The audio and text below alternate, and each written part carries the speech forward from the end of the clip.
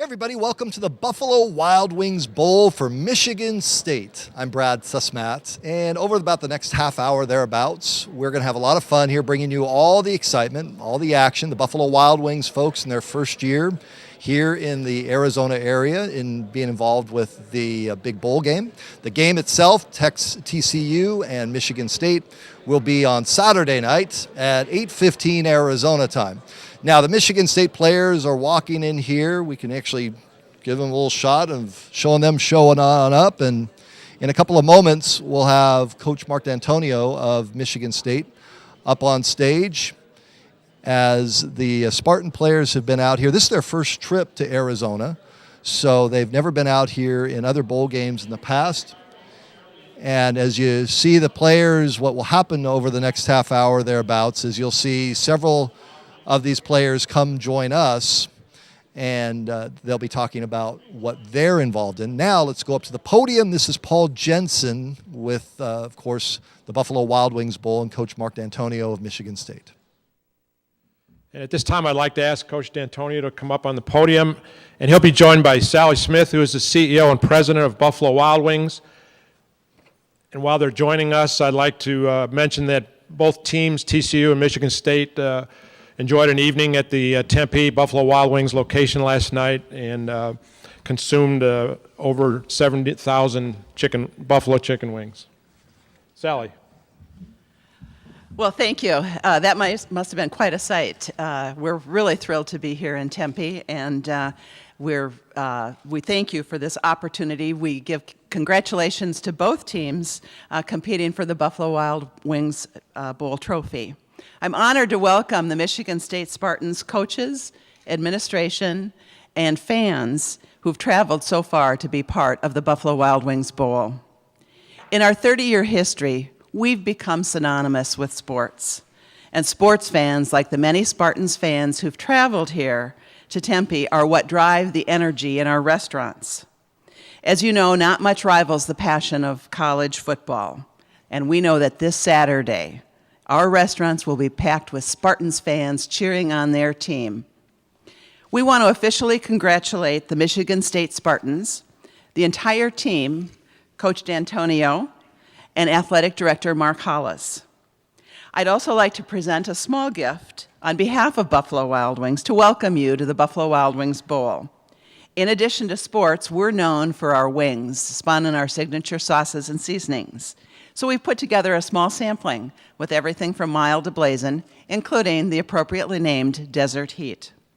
As a token of our congratulations and best wishes, I hope you enjoy.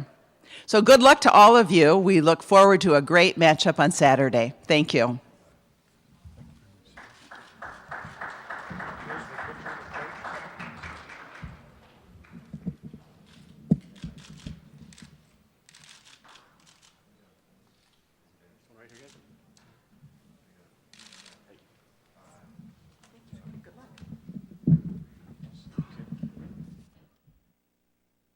All right, so the presentation just taking place.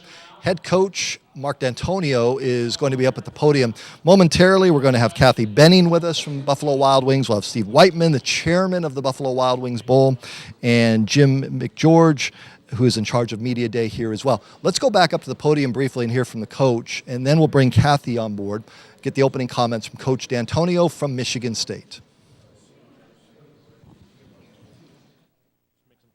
General comments. And then we'll go to questions. Okay. You guys all ready? Yep, go ahead. Very excited to be here representing Michigan State at the Buffalo Wild Wings Bowl, and very appreciative of the gift that was given to us just now.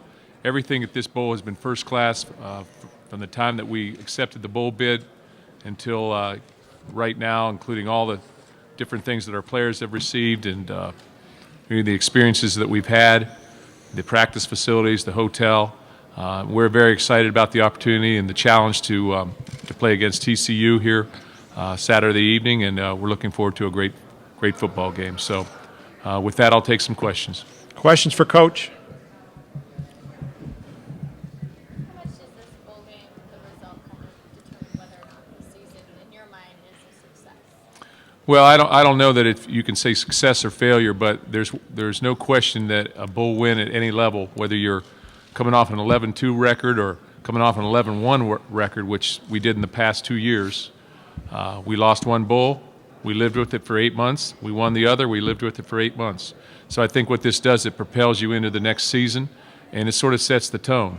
I don't think it translates into success or failure the next season as evidence of this, but at the same time, it makes those 8 months a lot easier to deal with and live with, and you feel yourself moving forward when you win after a bowl game. And I would say that whether you're coming into game 6-6 or whether you're coming into the game 11-2 like we were last year, or 10-3 like we were last year.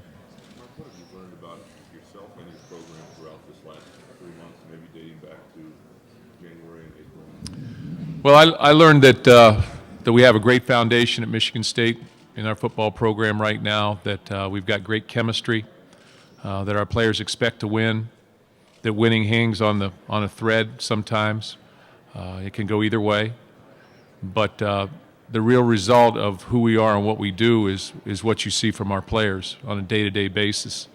It's not just about winning football games. I'm not naive to that. I've said that many, many times. But it's how you go about your business and what they're able to gain from their experiences here, just not as a football player, but from their overall experiences. And I think if we keep that in mind as we move forward, we're going to be a successful program.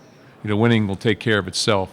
If we start to be divisive and think about only ourselves, that's when things start to fall apart. But I've learned that our football team is built on character, and I'm very, very proud of our players and the way that they've handled things. What are some of the moments this year that have told you that it's been on solid ground? Well, I think that the fact that we've lost 5 games by a total of 13 points, and we've never really caved in, that we kept playing every single game, and we came to play every single game, and we were prepared mentally, and we were fresh, and we were enthusiastic, and we had that kind of response after every tough loss. Gives you an indication that our football team is resilient. We expect to win. I feel like we could play against anybody in the country and win. There's the opposite's true as well. There's every program that we play against has that ability to win as well. So. You take it for what it's worth, but you always make sure that you're always lined up, got your ducks in a row, and prepared mentally and physically to do the very best that you can do. Was that when maybe at Notre Dame or? Oh, you want specific games? Was there a point even where you were really looking for that to see the bounce back, and there was a bit of nerves because that's a real. Oh yeah. Moment. Well, there's nerves every game, but I think that when you come off of losing to Michigan 12-10 in the last 6 seconds of the game, and you've got the win, and you lose it away, and it's a big rival game, and then you go to play Wisconsin the next week, and things aren't going very, very well offensively, but you put together a drive and then you win in overtime, is a huge swing, momentum-wise, and it's a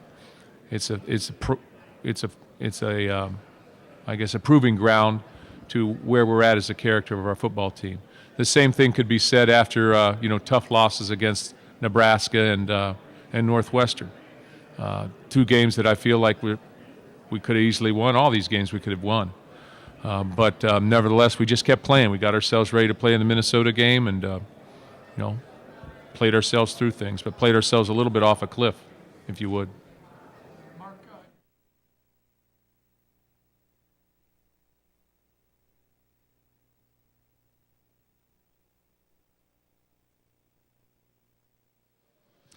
All right, so we'll hear more from the coach, we'll hear from the players, but first and foremost, we want to start this show out on the right note.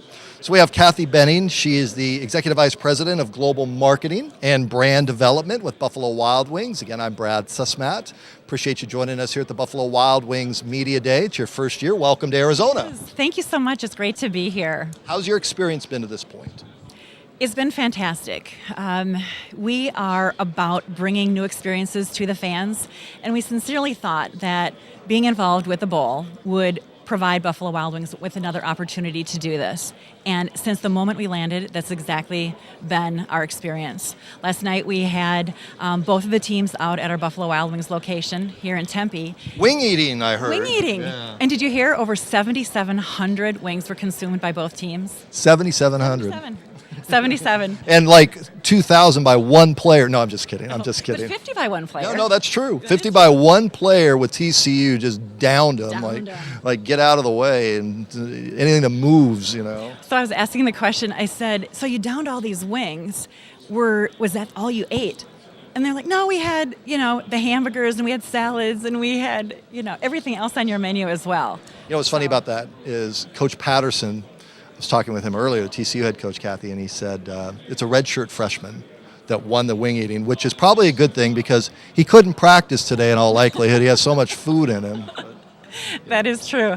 I was trying to find him here, and of course he's back at working out. They said, so I suppose that's a good place to be.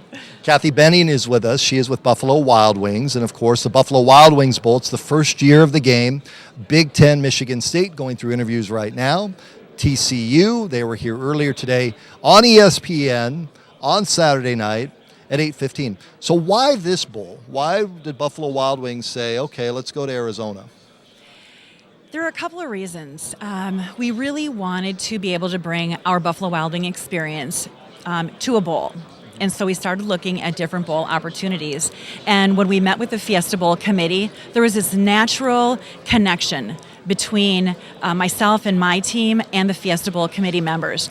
We then started talking about the bowl itself, and they wanted the bowl to be different and unique and fun and engaging. What she's saying is they like to party.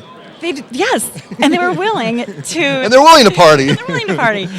And so we could take what makes Buffalo Wild Wings great, right? Fun. And party and wings. And they really wanted to embrace what makes our brand so unique and embrace their brand. And so we became the Buffalo Wild Wings Bowl here in Tempe. And honestly, from the moment we made that commitment to each other, it's just been a ride. And we love being here. It's warm, it's sunny. The players are amazing. The coaches, the heart of the coaches, both Coach Patterson and the Spartans coach, I'm telling you, commitment from the heart. It's not only about football and about what the teammates and team members bring to the football field, but they're so committed to community and so committed to doing for each other what can make the team better. And it's impressive. And that's the good thing about this event, too, that I see, and I've been here almost 20 years, is it's not just about the football game, because I know you all want the football game, but this is one of the different deals about this bowl game is that there is a lot that's given back in the community by the Fiesta Bowl, and they have a lot of fun with that. And the Buffalo Wild Wings Bowl is jumping in on board on that. Do you have any idea of what the fans in Michigan State and the fans at TCU, so those are two areas that Buffalo Wild Wings is in already? And this reach to those fans? Yes. We started reaching these fans years ago. I'll talk about Michigan and the Michigan State area. It's one of our legacy markets. Okay. So we have over 25 locations just in that general area, probably within about 50 miles. And we had a big send-off party for Michigan State a couple of weeks ago. And it was a party. You talk about parties. It was a party to be had. Yeah. And so it was really kind of that kickoff to come to Tempe.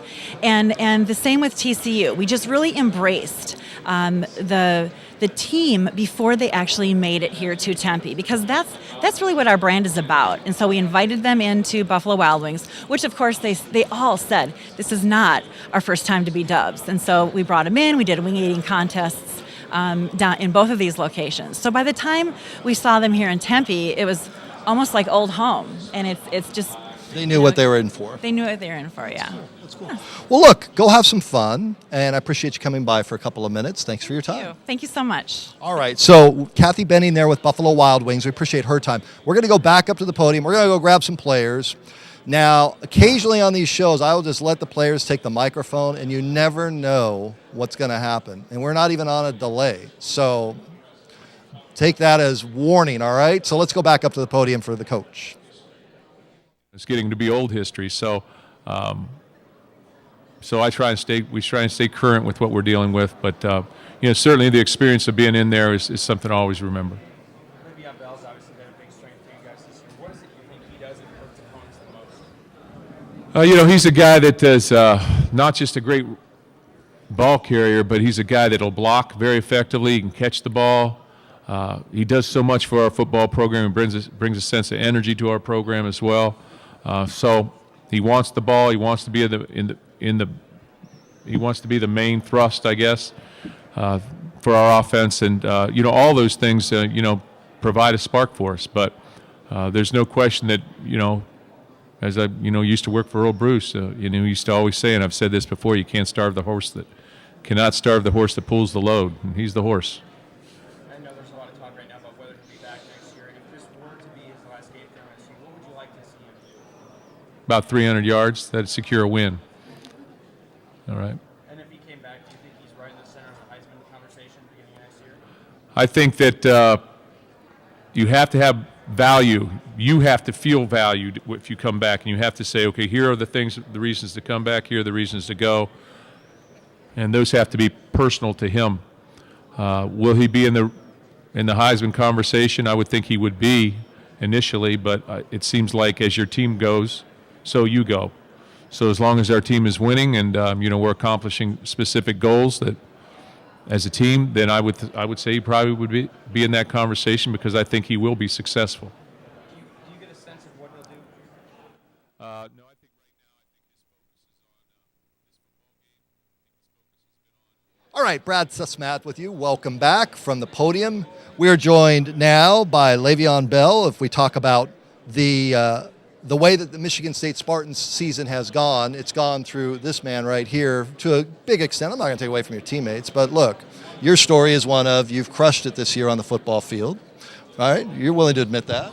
I think I had a pretty good season. I'd say it more than pretty good season, but that's all right. Thank you.